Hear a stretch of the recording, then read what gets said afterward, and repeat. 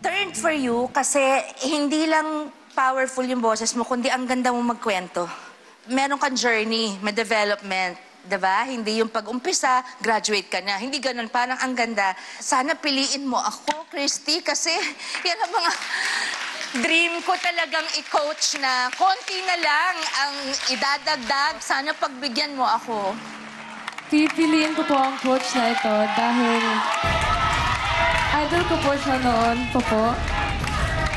At sa tingin ko po, marami po siya matuturo sa akin. Go either way. Ang pipiliin ko pong coach ay si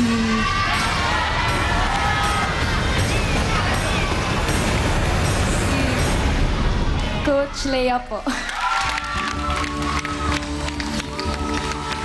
I was looking at you.